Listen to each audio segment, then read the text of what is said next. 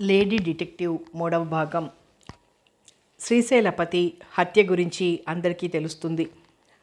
ఆయన దహనక్రియలన్నీ లాయర్ విశ్వనాథం చేస్తాడు.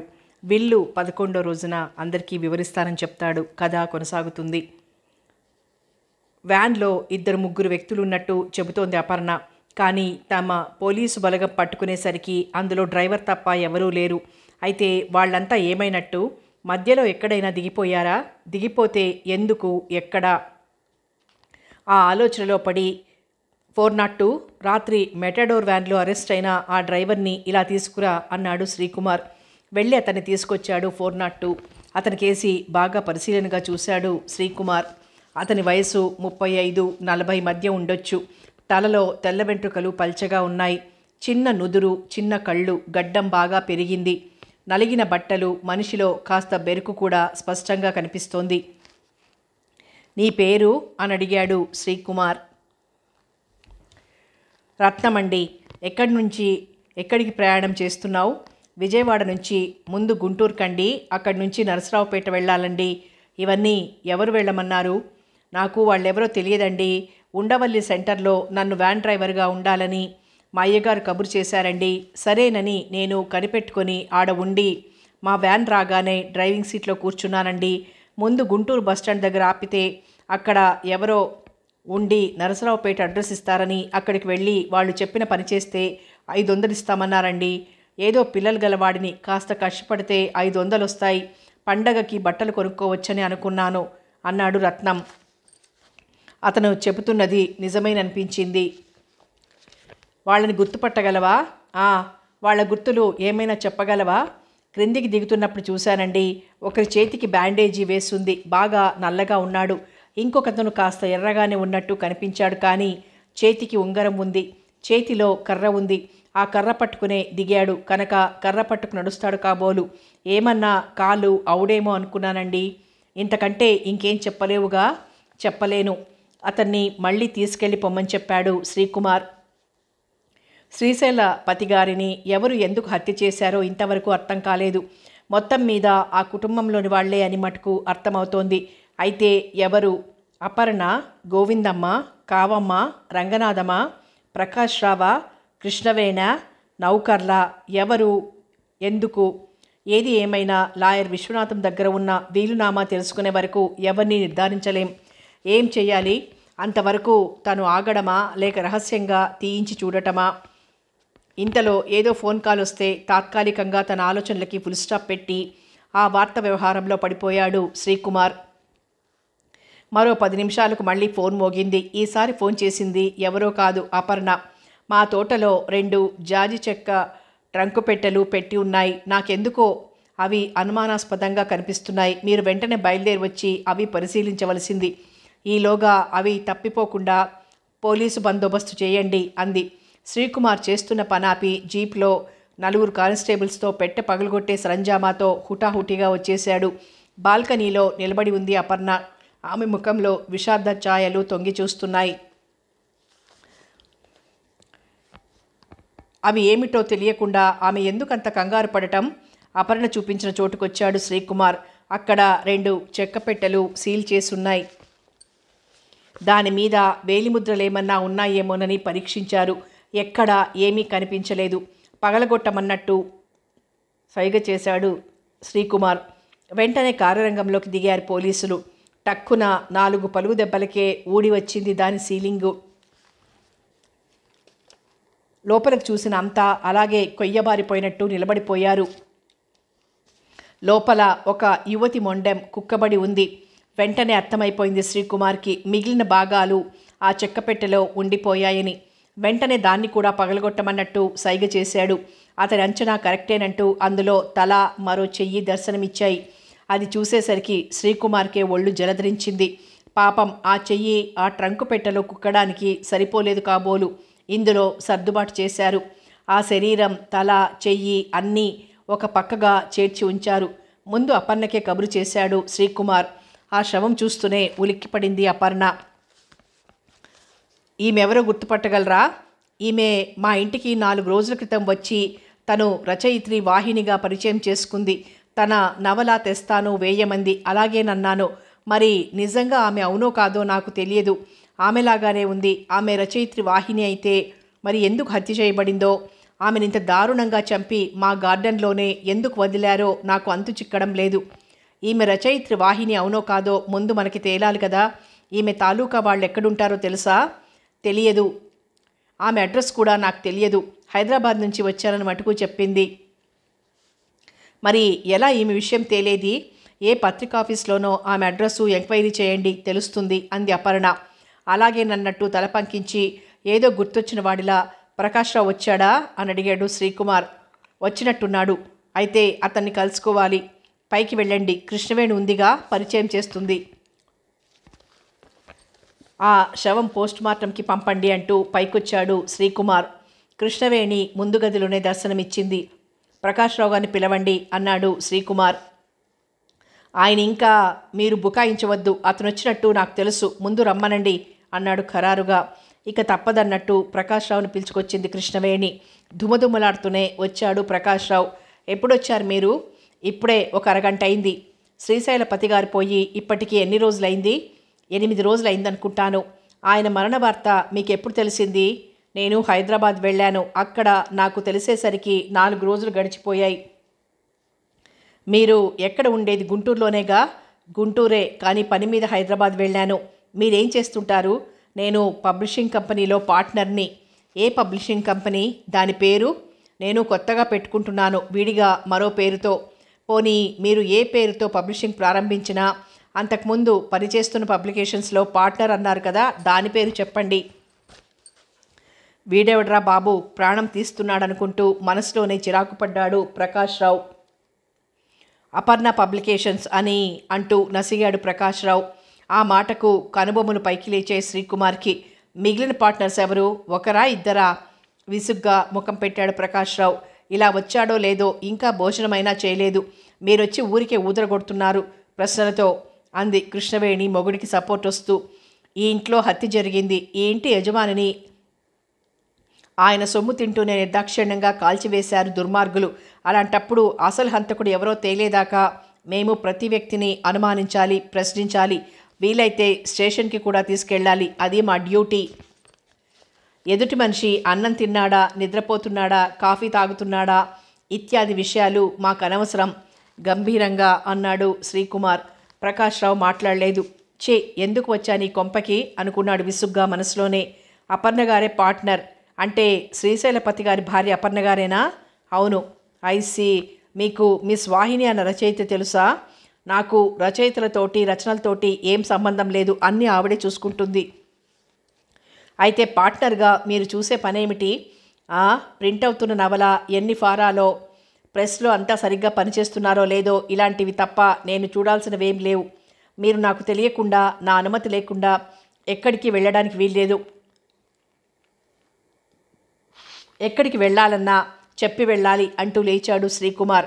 మళ్ళీ ఇదొకట. ఈ మర్డర్ కేసులు ఇంతట్లో తేల్తాయా పెడతాయా? అందాక మా పనులు చేసుకోకుండా ఇంట్లోనే కూర్చోమంటే ఎలాగా అన్నాడు ప్రకాశ్రావు. మీరు ఏమనుకున్నా ఏం లాభం లేదు. ఈ కేసు 2 రోజుల్లో తేలిపోతుందని అనుకుంటున్నాం. సరే, గుంటూరులో మీ పబ్లికేషన్స్ ప్రెస్ ఉన్న అడ్రస్ ఇవ్వండి. మీది స్వంత ప్రెస్సా లేక ఎక్కడ పడితే అక్కడ ప్రింటింగ్ చేయిస్తారా? స్వంత ప్రెస్సే అంటూ అడ్రస్ రాసిచ్చాడు ప్రకాశ్రావు. అది అందుకుని క్రిందికొచ్చాడు శ్రీకుమార్. అపర్ణ లోపల గదిలో కూర్చుని ఏదో పుస్తకం చూస్తోంది. సారీ ఫర్ ద డిస్టర్బెన్స్ అంటూ వచ్చాడు శ్రీకుమార్. చెప్పండి. ఏం లేదు, ప్రకాశ్రావు తాను పబ్లికేషన్స్లో పార్ట్నర్ని అని, అది అపర్ణ పబ్లికేషన్స్ అంటూ మీదేనని తెలియచేశాడు. నిజమేనా? మాదే అంది తాపీగా అపర్ణ. అంటే అతను మీ దగ్గరే పనిచేస్తున్నాడా? నిజంగా పార్ట్నరా? ఊరికే బేవార్స్గా తిని తిరుగుతుంటే కృష్ణవేణి వచ్చి బతిమాలింది ఏదన్నా పని చూపించమని. సరే, ప్రెస్లో పని చూసుకోమని నెలసరి జీతం మీద పెట్టుకున్నాం అంది అపర్ణ. అంతేకాని అతను పార్ట్నర్ కాదన్నమాట. కాదు. మరి మిస్ వాహిని విషయం మీరేమన్నా చెప్పగలరా? ప్రకాశ్రావు తాను పబ్లిషర్నని, తనకి స్వంతంగా పబ్లికేషన్స్ ఉన్నాయని, నవల ఇవ్వమని అడిగాడని వాహిని చెప్పింది. బహుశా అతను అలా దబాయించాడో లేక ఏదో విధంగా 4 డబ్బులు కూడబెట్టుకొని నవలలు తనే స్వంతంగా వేసుకోవాలని నిర్ణయించుకున్నాడో మాకు తెలియదు. నేను మాత్రం ఆమెని నవల తీసుకురమ్మని నేనే చూస్తానని చెప్పి పంపించాను. ఆమె నవల తీసుకుని వస్తానని గట్టిగా చెప్పింది. ఇంతలో ఈ దారుణం జరిగిపోయింది అంది అపర్ణ బాధగా. మీకు ఎవరి మీదనైనా అనుమానం ఉందా? మామూలుగా అడిగాడు శ్రీకుమార్. ఆమెను గురించిన పూర్తి సమాచారం మనకి తెలియదు కదా. మీరు పత్రికా ఆఫీస్లో ఆమె అడ్రస్సు ఎంక్వైరీ చేస్తే, ఆమె కథ మనకి తెలిస్తే దాన్ని బట్టి మనం ఫాలో అవ్వవచ్చు. ఏది ఏమైనా ప్రకాష్ రావు ఆమె దగ్గర ఎందుకు అబద్ధమాడాడు అని ఆనాడే నాకు అనిపించింది.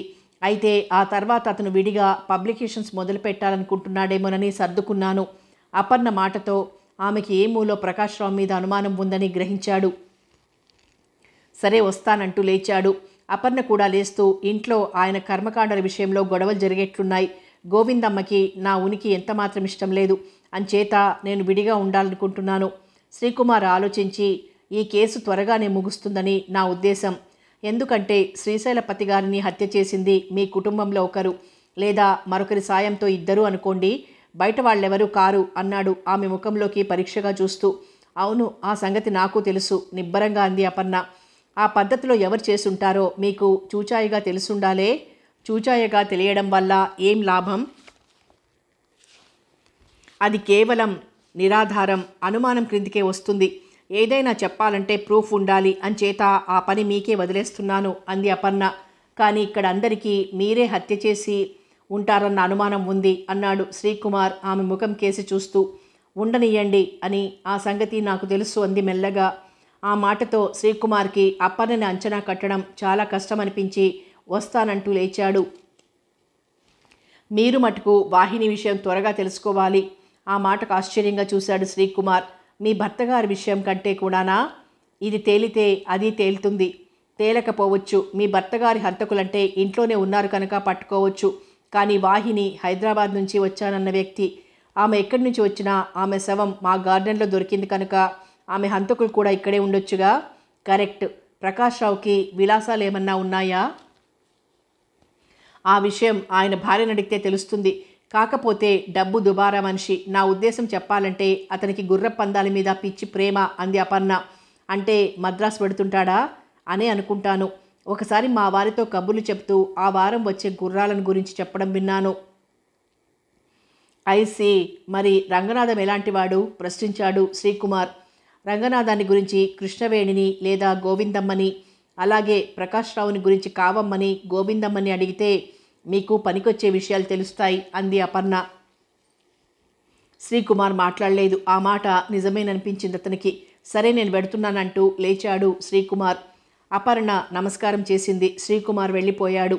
అతను వెళ్ళిపోయేదాకా చెట్టుచాటుగా ఉన్న వ్యక్తి మాటు వేసి ఉన్నాడని శ్రీకుమార్ వెళ్ళిపోయాక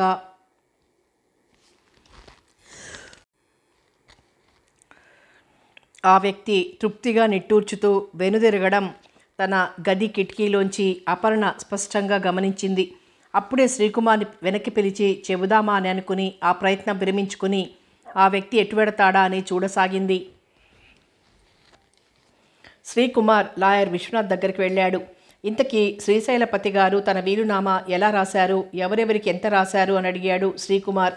ఆయన ఆస్తి అంతా నాకే రాశారన్నాడు విశ్వనాథ్.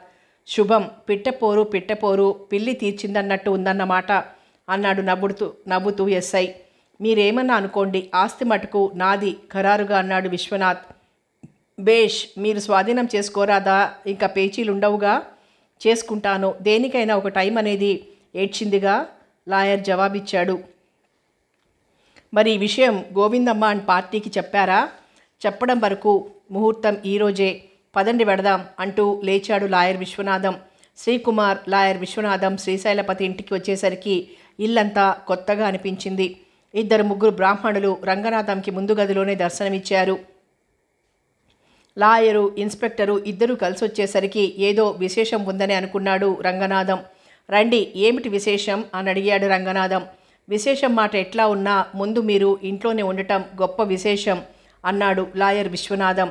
ఏమిటో పనులు అలా ఉంటాయి, మరి ఏం చేస్తాం అన్నాడు నవ్వుతూ చిద్విలాసంగా రంగనాథం. అది గ్రహించిన ఇన్స్పెక్టర్ శ్రీకుమార్ తనలో తనే నవ్వుకున్నాడు, బోడి పోజులు అనుకుంటూ. మీ వాళ్ళందరినీ ఒకసారి రమ్మనండి అన్నాడు లాయరు. లాయర్గా రమ్మన్నారంటే విశేషం ఉండే ఉంటుందన్న ఆదుర్దాతో గబగబా వెళ్ళి అందరినీ పిలుచుకొచ్చాడు. వచ్చిన వాళ్ళందరినీ వరుసగా కూర్చోమన్నాడు విశ్వనాథం. గోవిందమ్మ పక్కన కావమ్మ, పక్కన కృష్ణవేణి, వాళ్ళ పక్క ప్రకాశ్రావు, అతని పక్క రంగనాథం అంతా కూర్చున్నా అపర్ణ మటుకు కనిపించలేదు. అపర్ణ గారేరి అన్నాడు శ్రీకుమార్. ఏమో, ఆవిడగారు మేమంతా లేచేసరికే ఇంట్లో కనిపించలేదు, ముక్తకంఠంతో జవాబిచ్చారంతా. ఎస్ఐ గారు మమ్మల్ని అయితే ఎక్కడికి కదలొద్దన్నారు కనుక మేము పిచ్చివెద వల్ల మా పని ఆపుకుని మరీ ఉండిపోయాం. కానీ ఆవిడ గారికి ఏం పట్టింది? రూల్స్ పాటించడానికి శుభ్రంగా చెక్కేసింది అక్కసుగా అన్నాడు రంగనాథం. ప్రకాశ్రావు ఆ మాటల్లోని కసి స్పష్టంగా గ్రహించారు శ్రీకుమార్, విశ్వనాథ్. మా మాట వినకుండా రూల్స్ అతిక్రమించే వాళ్ళని ఎవరినైనా మేము ఊరుకునేది లేదు గంభీరంగా అన్నాడు శ్రీకుమార్. శుభమా అంటూ లాయర్ గారు ఏదో విషయం చెప్పడానికి వస్తే మీరంతా ఆ పోయిన దాని గురించి ఎందుకు? దాని బుద్ధి అటువంటిది, ఎవరితోనో ఉడాయించగలదు. గోవిందమ్మ కావమ్మ మాటలకు మండినా తమాయించుకున్నాడు శ్రీకుమార్. సరే, ఆవిడ విషయం ఎంక్వైరీ చేశాక చెబుతాం, కానీ ముందు మీరంతా వినండి. ఈ ఆస్తి అంతా శ్రీశైలపతి గారు, లాయర్ విశ్వనాథం అయిన నా పేరున రాశారు. మీ ఎవ్వరికీ ఏ విధమైన వాటాలు లేవు. ఖంగుమంది విశ్వనాథం కంఠం. మోసం, దగ, ఆస్తి అంతా లాయర్ పేరున రాయడం ఏమిటి? ఎవరూ లేని అనాథల్లాగా గోవిందమ్మ, కావమ్మ గుండెలు బాదుకోసాగారు. ఇంతకాలం నుంచి ఇక్కడ అడ్డమైన చాకిరీ చేస్తూ వీళ్ళనందరినీ కనిపెట్టుకున్నందుకు మాకు దక్కిందిదా? రంగనాథం, ప్రకాశ్రావులు అరవసాగారు. అయినా నువ్వెవడివయ్యా ఆస్తి రాయించుకోవడానికి?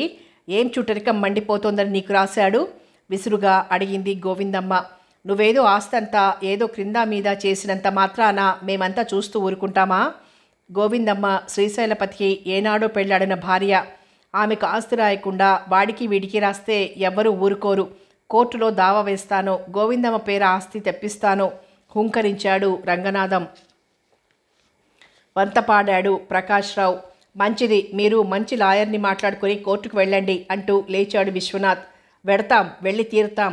శ్రీకుమార్, విశ్వనాథం బయటికి పోతుంటే, మనకి ఆస్తి రాయినప్పుడు ఆ చచ్చిన వాడికి కర్మకాండాలంటూ డబ్బు తగలేయాల్సిన అవసరం మనకేమిటి?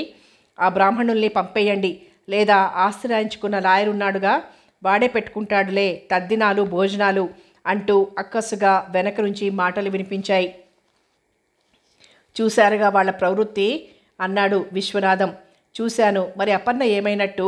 వీళ్ళు ఆమెతో తగుపడి ఆమెను పంపించేశారేమో. కర్మకాండాలు ప్రారంభించాలని పంపించేయండి అని మొన్ననే అంది గోవిందమ్మ అన్నాడు శ్రీకుమార్.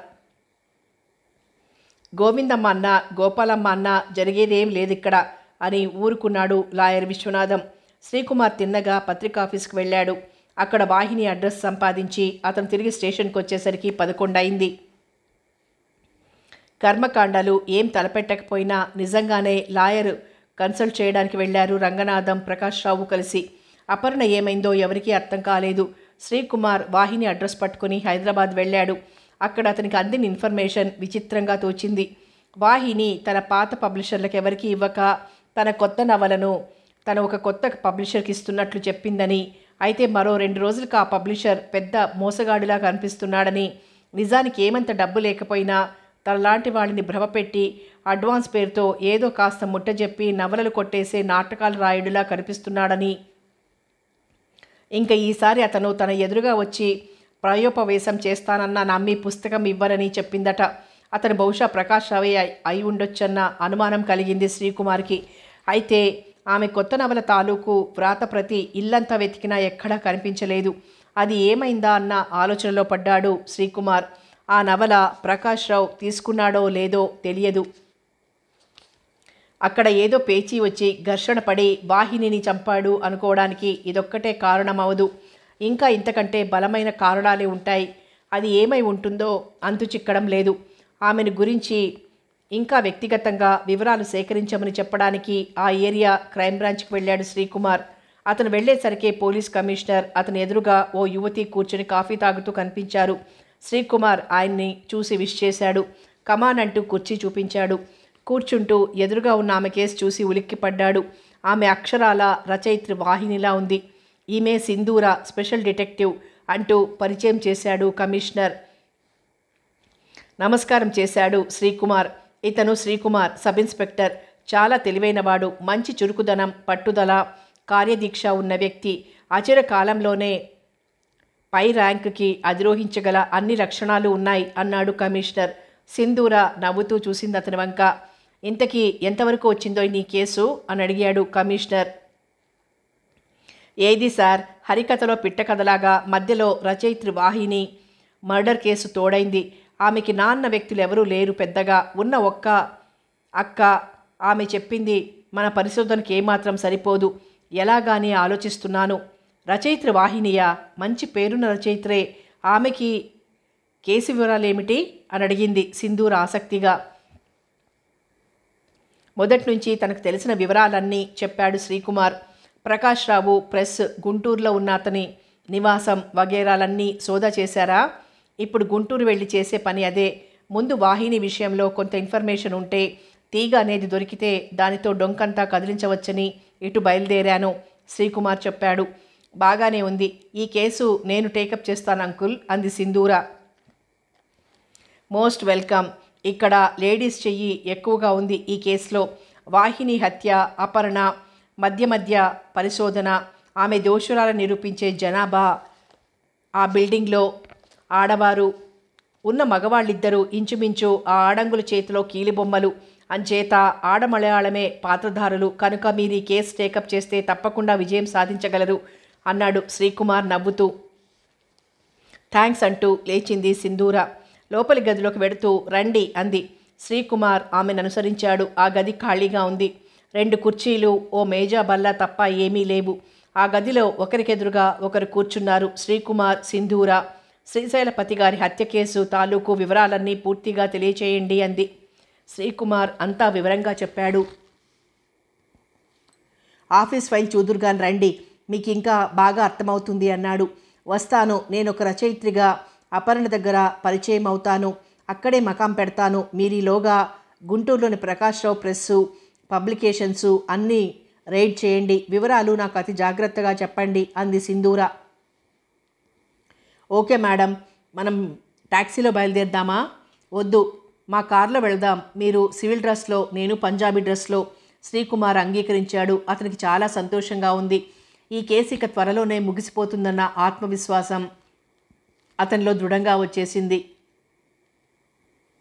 మనం నేరుగా గుంటూరు వెడదాం. అక్కడ మన పేరుతో హోటల్లో రూమ్ బుక్ చేయించుదాం. నేను అక్కడ ఉండే అపర్ణను కలుసుకోవడానికి వెడతాను అంది సింధూర. అపర్ణ గారు లేరా మరి? అది కనుక్కుందాం. లాయర్ గారికి తెలిసి ఉండొచ్చు, లేదా మీకే ఆమె ఎక్కడి నుంచైనా ఫోన్ చేసి ఉండొచ్చు. మీరు లేరు గనక ఆ ఫోన్ కాల్ మీ స్టేషన్లో ఎవరన్నా రిసీవ్ చేసుకున్నారేమో తెలుసుకుందాం.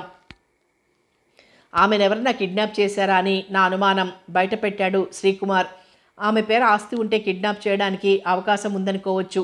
ఆస్తి అంతా లాయర్ విశ్వనాథం గారి పేరున ఉందని తెలిసాక ఒకవేళ ఆమెను కిడ్నాప్ చేసినా ఈ పాటికి వదిలి ఉండొచ్చు. మీరు వెళ్ళేసరికి మరికొన్ని వివరాలతో ఆమె మీకు దర్శనమియ్యవచ్చు సింధూర నవ్వుతూ అంది. మీరు చాలా స్మార్ట్గా గ్రహించేశారే, ఎవరిని చూడకపోయినా ప్రశంసగా అన్నాడు శ్రీకుమార్. సింధూర నవ్వి ఊరుకుంది. ఒక మనిషి ఏ పనైనా ఎందుకు చేస్తాడు? ఉన్న పరిస్థితి మార్చడం కోసం, భవిష్యత్తుని తన ఇష్ట ప్రకారం తీర్చిదిద్దడం కోసం. మనిషి ఒక నిర్ణయం చేశాడంటే అతడు భవిష్యత్తుని తనకు అనుకూలమైన వర్తమానంగా మార్చుకుంటున్నాడన్నమాట. ఎలా ఏ పని చేస్తే భవిష్యత్తు తనకు అనుకూలంగా మారుతుందో ఆ పని చేసే స్వేచ్ఛ అతనికి ఉంది. అది మంచి వ్యక్తికి మంచిగా, దుష్టుడికి దుర్మార్గంగా ఉపయోగపడుతుంది. శ్రీకుమార్ ప్రెస్సు, పబ్లికేషన్స్ మీద గుంటూరులో ప్రకాష్ రావు లేనప్పుడే సోదా చేయాల్సి వచ్చింది. అక్కడ అట్టడుగున బీరువాలో ఒక నీలిరంగు అట్టపుస్తకం కనిపించింది. అయితే అది సీల్ చేసుంది. అది ఏ విధంగా తెరవాలో అతనికి అర్థం కాక ఆ పుస్తకం తీసుకుని సింధూరకు అప్పగించాడు శ్రీకుమార్. సింధూర కూడా దాన్ని తెరవడానికి ప్రయత్నించింది, కానీ కుదరలేదు. ఏ విధంగా చూసినా ఆ సీల్ రావడం లేదు. దీనికి కోడ్ భాష ఉంది శ్రీకుమార్ గారు. అది దొరికితే తప్ప మనం దీన్ని తెరవలేం. అది తెలిస్తే మనకి చాలా ముఖ్యమైన విషయాలు లభించవచ్చు. అయితే ఆ పుస్తకం ఎవరిది? ప్రకాష్ రావుదా, మరెవరిదన్నానా అంది సాలోచనగా. ఆ పుస్తకం మీ దగ్గర భద్రపరిచి మీరెవరో అపర్ణ గారి దగ్గర రచయిత్రిగా పరిచయం అవ్వబోతున్నారు కనుక ఓ 2 రోజులు వారింట్లో ఉండగలిగితే మీకన్నీ బోధపడతాయని నా ఉద్దేశం అన్నాడు శ్రీకుమార్. నా ప్లాన్ కూడా అదే అంటూ అతనికి 2 సూచనలు ఇచ్చి బయలుదేరింది సింధూర.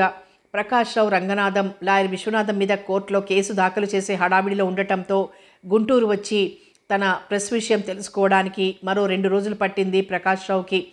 తను లేకుండా ప్రెస్ పబ్లికేషన్స్ అన్నీ సోదా చేశారని తెలియగానే ఒకంత భయం, మరికొంత ఆగ్రహం కూడా కలిగాయి.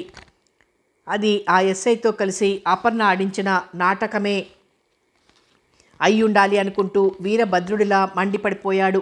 తన బీరువాలో అడుగున దాచిన నీలిరంగు బైండింగ్ పుస్తకం కనబడకపోయేసరికి కంగు తిన్నాడు.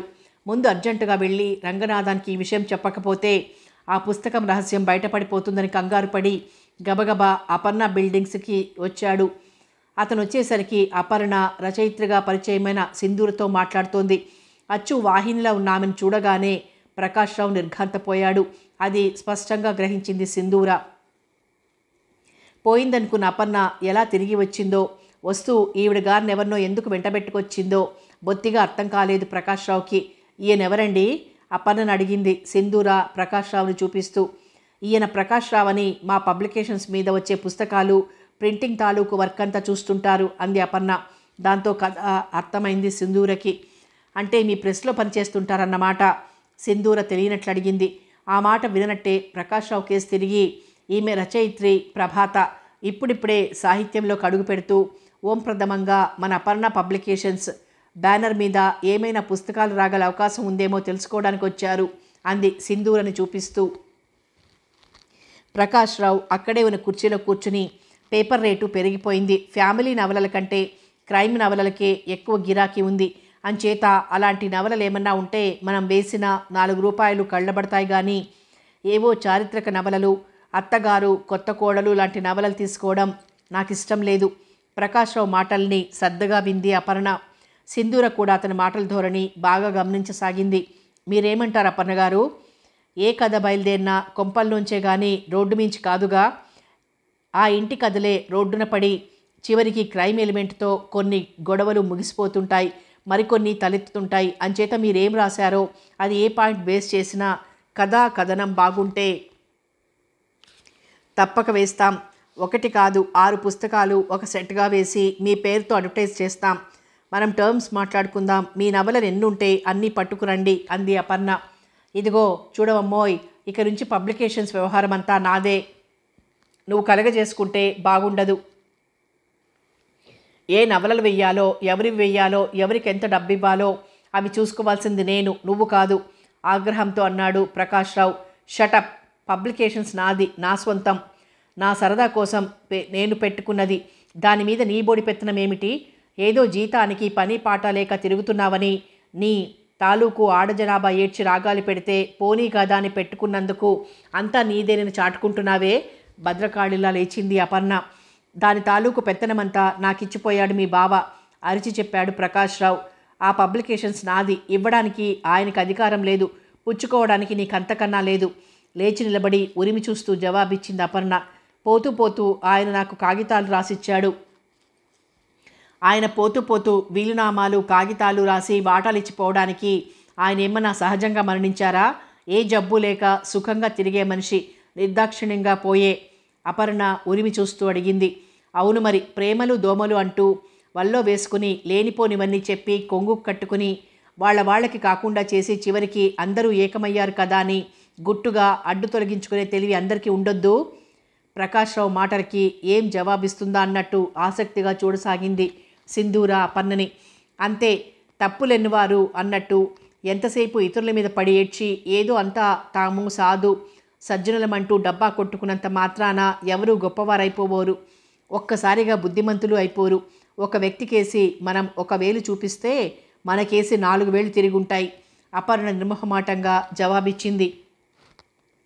ఇంత గొడవ ఎందుకు? ఇదిగో చూడమ్మా, నీ పేరు ఏదో చెప్పింది, ఈ గొడవలో మర్చిపోయాను. కానీ మేం నవలలు వేయదలుచుకోలేదు. బాల సాహిత్యం మీద దృష్టి నిలిపి పిల్లల పుస్తకాలు వేస్తే అకాడమీ బహుమతులన్నా వస్తాయి. మీ చెత్త నవలలు వేసి పేపర్ తగిలేసే కంటే. ఆ మాటకి తారా జువ్వలా లేచింది ప్రభాతగా పరిచయమైన సింధూర. చూడండి మిస్టర్, నవల వేయకపోతే మానేయండి, కానీ నవలను పట్టుకుని చెత్త తొక్కు అని మీరిష్టం వచ్చినట్టు వాగి ఇన్సల్ట్ చేయకండి. అతని మాటలకేం లేండి, ఎవరి మెంటాలిటీని బట్టి వాళ్ళు మాట్లాడుతుంటారు. దయచేసి మీరు అవేం పట్టించుకోకండి.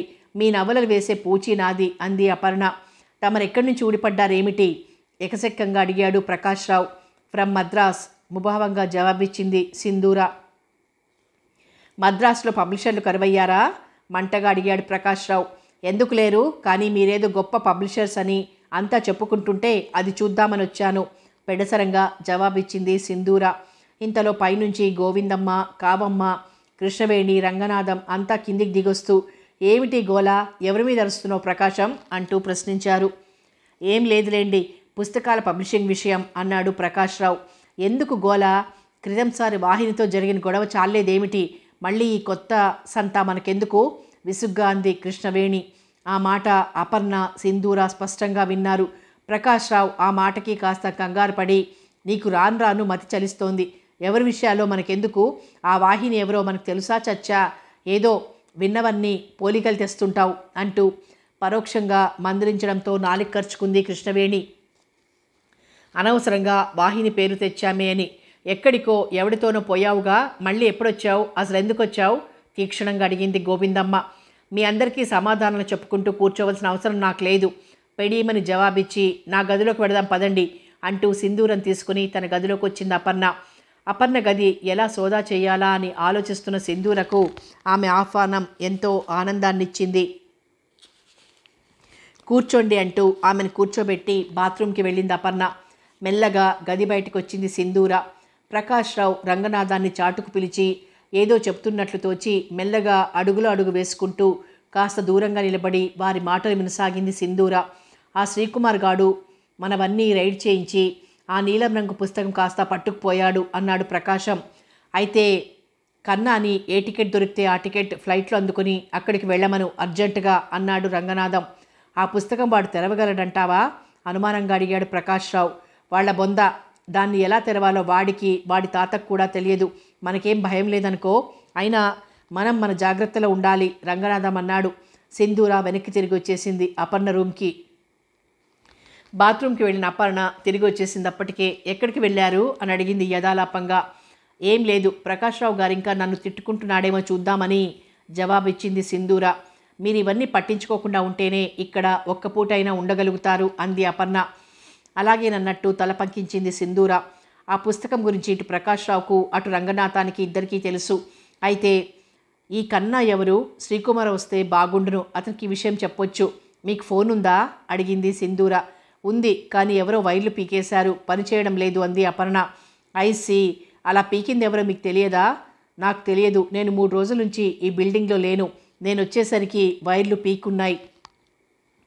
ఎవరు చేశారంటారు ఈ పని? ఎవరైనా చేయొచ్చు. ఈ మధ్య ఏదైనా అవసరం వస్తే ఎస్ఐ శ్రీకుమార్ గారికి నేను ఫోన్ చేస్తున్నాను, అది గ్రహించి పీకి వేయించారనుకుంటున్నాను అంది అపర్ణ.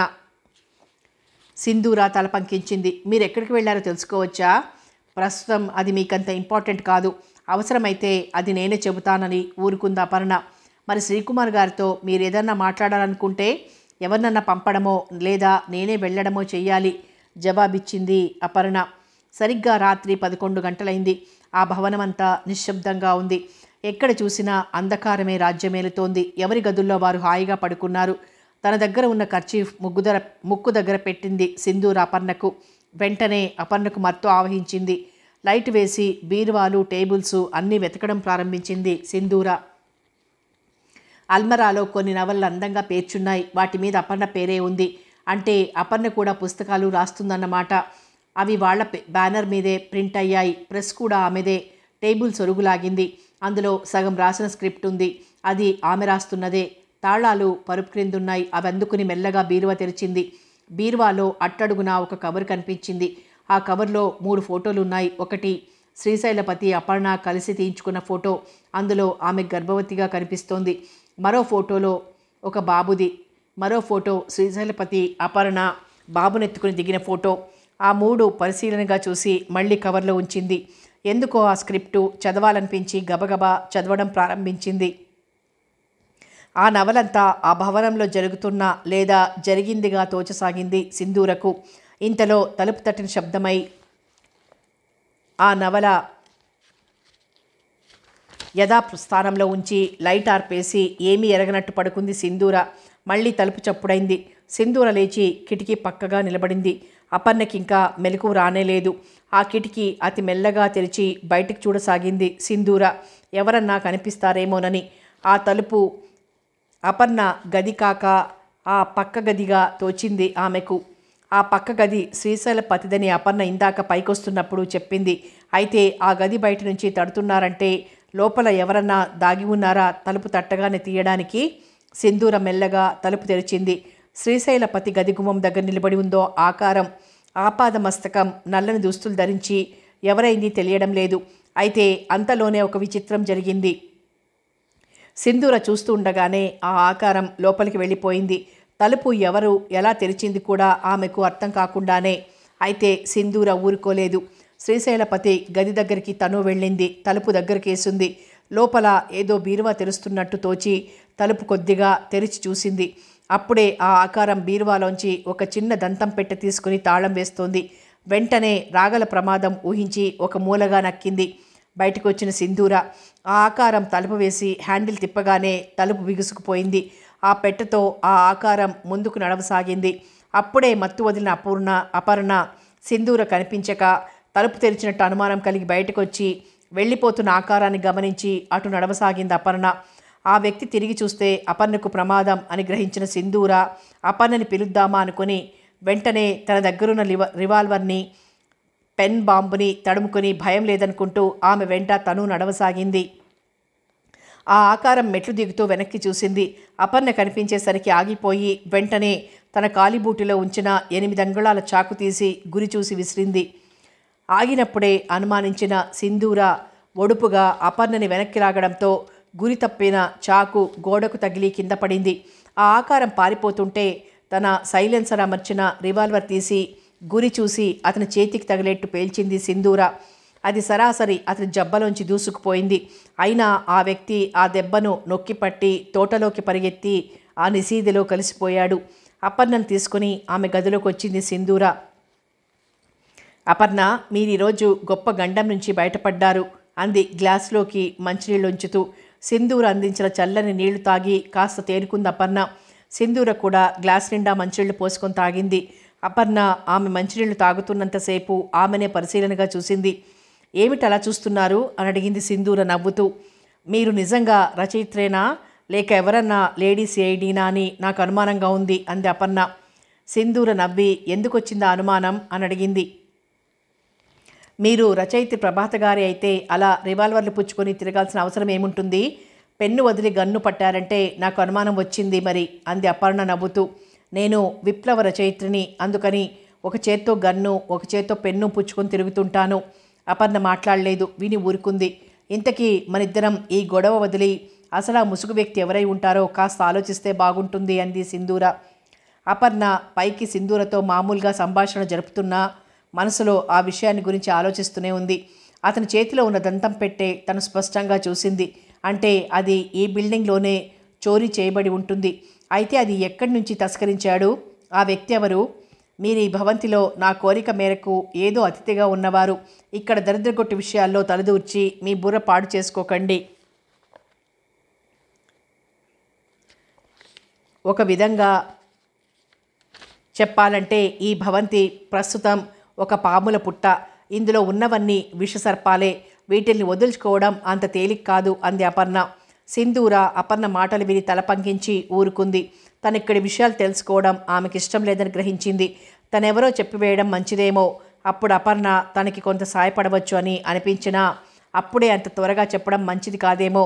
ఈరోజు గడిచాక ఎలాంటి పరిస్థితులు ఎదురవుతాయో చూసి అప్పుడు చెప్పడం మంచిది అనుకుంది సింధూర. నిజంగానే నాకు మీ బిల్డింగ్ గొడవలు అనవసరం అనుకోండి, కానీ మీ పక్క గదిలోంచి ఆ చోరీ జరిగిందని నేను అనుకుంటున్నాను. అది మీ భర్త గారి గది అన్నారు. అందులోంచి రహస్యంగా దాటవేయబడిన దంతం పెట్టేది. ఆమె ముఖ కవళికలు గమనిస్తూ అంది సింధూర. ఆ మాటలకు ఆశ్చర్యపడింది అపర్ణ. మా వారి గదిలో నేను ఎరుగున్నంత వరకు ఏ దంతం పెట్టెలు లేవు. నాకు తెలియకుండా ఆ గదిలో ఎలా ఉంటాయి? ఆశ్చర్యం నుంచి కోలుకుంటూ అడిగింది అపర్ణ. అది మీ బిల్డింగ్ విషయంగా మీకే తెలియాలి. నాకు కళ్ళబడిన దృశ్యమేదో మీకు చెప్పాను అంది సింధూర అపర్ణ మాట అపర్ణకి అప్పగిస్తూ. అపర్ణ లేచి నిలబడి పదండి ఆ గది మనం కూడా చూద్దాం అంది. తాళాలు మీ దగ్గరే ఉన్నాయా? ఉన్నాయి అంటూ మంచం కింద తలగడ క్రింద ఉన్న తాళాలు బయటికి తీసింది అపర్ణ.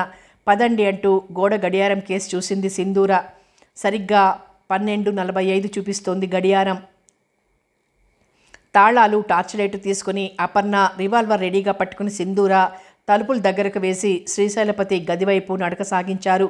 తాళం తీసినా ఆ తలుపు తెరుచుకోలేదు. అపర్ణ ఆశ్చర్యంగా చూసింది సింధూర వైపు. సింధూర నవ్వి ఆ తలుపుకు ఎక్కడన్నా రహస్యపు మీటలున్నాయేమోనని పరిశీలించి చూసింది. ఏం కనిపించలేదు. వెంటనే ఇందాకటి ఆకారం తలుపు తట్టిన శబ్దం గుర్తుపెట్టుకొని అతను శబ్దం చేసినట్టు 3 సార్లు తట్టింది. అయినా అది తెరుచుకోలేదు. వెంటనే వెనక్కి వచ్చి 3 సార్లు అపర్ణ తలుపు మీద తట్టి అప్పుడు వచ్చి శ్రీశైలపతి తలుపు తట్టింది. వెంటనే తలుపు తెరుచుకోవడం ప్రారంభించింది. అది గమనించిన అపర్ణకు మతిపోయినట్లయింది. సింధూర ఆమెను చూసి తనలో తనే జాలిపడింది. పాపం అని. అపర్ణ తెలివైంది, వ్యాపార దక్షత కలిగింది. మనుషుల మనస్తత్వాలను బాగా ఆకళింపు చేసుకోగలిగినప్పటికీ ఒక విధంగా చెప్పవలసి వస్తే అమాయకురాలు కూడా. ఆమె గుండెలో ఎన్ని బడబానలాలు రగులుతున్నాయో ఆమెకే తెలియాలి. ఆమెకు హత్యలు చేసేంత చాకచక్యం లేదు అని సింధూర గ్రహించింది. ఆమెని నిర్దోషిగానే మనసులో నిర్ణయించింది. దాంతో అనుమానితుల జాబితాలో ఆమెను తొలగించిన రంగనాథమో, ప్రకాశ్రావో, కృష్ణవేణి, కావమ్మ, గోవిందమ్మలో తేలాలి. తలుపు తెరుచుకోగానే లోపలికి ప్రవేశించారు సింధూర, అపర్ణలు. శ్రీశైలపతి గదిగోడల మీద నుంచి వెలుగు ప్రసరిస్తోంది. అది చూసి ఆశ్చర్యంగా నోరు తెరిచింది అపర్ణ. సింధూర కూడా గోడకి అతుక్కుపోయి అలాగే చూడసాగింది. మరో 2 నిమిషాలకు ఆ వెలుగు ఆగిపోయింది. శ్రీశైలపతి గది గోడ తెరుచుకుంది. అందులో గాడ్రేజ్ బీరువా తళతళలాడుతూ దర్శనమిచ్చింది. కొత్త పెళ్లి కూతురిలా. అపర్ణ హడలిపోతూ సింధూర చెయ్యి పట్టుకుంది గట్టిగా. సింధూర భయపడవద్దంటూ ఆమె చెయ్యి మృదువుగా నొక్కింది. ఆ ఆకారం దొంగిలించిన దంతం పెట్టే ఈ బీరువాలోదే అయ్యుంటుంది. ఆ రహస్య బీరువా నీకు తెలియకుండా నీ శత్రువులకు తెలిసిందంటే ఇంకా ఎన్ని ఇలా ఉన్నాయో మీరు గ్రహించుకోండి. అవి తెలుసుకుంటే అసలు శ్రీశైలపతి గారి హత్యకు కారణమేమిటో సులభంగా అర్థమైపోతుంది అంది సింధూర. అంటూనే మెల్లగా ఆమె చెయ్యి వదిలించుకొని ఆ బీరువా దగ్గరకు నడిచింది సింధూర. అక్కడ వేలిముద్రలున్నాయేమోనని పరిశీలనగా చూసింది. అలా చూసిన ఆమెకు బీరువా కంటించిన ప్లాస్టర్లు అమితంగా ఆకర్షించింది. దాని దగ్గరకు నడిచి ఆ ప్లాస్టర్లు ఊడదీయడానికి ప్రయత్నించింది. కానీ కరెంట్ షాక్ కొట్టినట్లై యువతలకు లాగేసింది చెయ్యిని. ఆ ప్లాస్టర్ తిరిగి అంటుకుంది. గోడ తిరిగి యథాస్థానంలో చేరుకుంది. పదండి, మనం బయటికి పోదాం అంది అపర్ణ ఒళ్లంతా చెమట పడుతూ ఉండగా. ఆమెకు మనసంతా అస్తవ్యస్తంగా తయారైంది. తన ఇంట్లో తనకి తెలియని రహస్యాలు ఇన్ని ఉన్నాయి అన్నమాటే ఆమెని కలిచివేస్తోంది. అయితే అవి అన్నీ తన భర్త ఉండగా జరిగినవా లేక ఆయన మరణానంతరం జరిగినవా అన్నది ఆమెకు అంతు చిక్కడం లేదు. తన భర్త ఇవన్నీ ఏర్పాటు చేసినా తనకి చెప్పకుండా దాచాడా అన్న అనుమానం కలిగిన క్షణం సేపే అది. మనం ఇంకా చూడవలసినవి ఉండగా అప్పుడే వెళ్దామంటున్నారేం అని అడిగింది సింధూర అన్ని పక్కలా కలియజూస్తూ. మరోసారి వద్దాం అంటూ తలుపు దగ్గరకు నడిచింది అపర్ణ నిస్త్రాణగా. ఇవన్నీ చూసేసరికి బాగా అప్సెట్ అయిందని గ్రహించి సింధూర తను మళ్ళీ ఒంటరిగా వచ్చి చూడవచ్చు అనుకుంటూ అపర్ణని తీసుకుని బయటకు వచ్చేసింది. అప్పటికే కథ కొనసాగుతుంది.